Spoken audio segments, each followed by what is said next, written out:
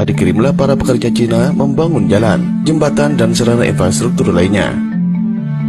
Tiba-tiba di suatu hari, ternyata pekerja-pekerja itu memegang senjata dan menguasai ibu kota dan pemerintahan.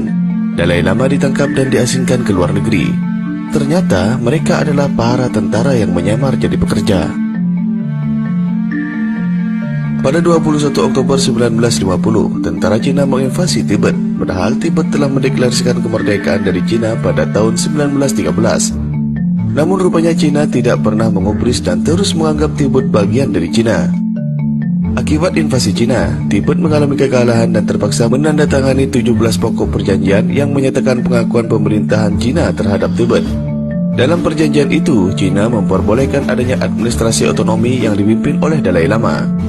Perjanjian tersebut baru diratifikasi di Lhasa sebulan setelah ditandatangani. Dalam perjanjian itu disebutkan kalau Dalai Lama memerintah di Tibet yang merupakan bagian dari wilayah Cina. Perdana Menteri Tibet Lunggawa kala itu tidak pernah mau menerima perjanjian dengan Cina. Ia menganggap Cina adalah penjajah yang tak perlu dipatuhi. Sebaliknya, Majelis Nasional Tibet meminta agar Perdana Menteri Tibet Lunggawa menerima perjanjian itu sebab tentara Tibet telah dikalahkan oleh tentara Cina yang jumlahnya sangat banyak. Faktanya kala itu Tibet tak mampu melawan Cina.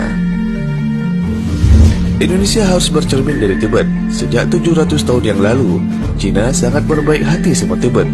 Dengan gaya yang terkesan santun, Cina membantu Tibet dalam membangun infrastruktur.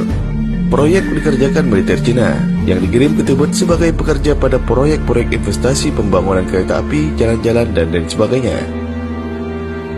Namun pada saat yang sudah ditentukan, para pekerja itu mengeluarkan senjata dan mereka menodong polisi dan tentara. Sampai akhirnya peradaban di Tibet hancur. Negaranya hancur sampai sekarang dan mereka dalam kekuasaan Cina, kata pengamat politik kebijakan publik Marketing Metropolitan Watch atau BMW Amir Hamzah kepada kantor berita politik RMOL beberapa saat lalu hari Senin tanggal 18 bulan 7. Dengan pola yang sama, Amir Hamzah melihat hal ini juga sedang dijalankan Cina di Indonesia kini.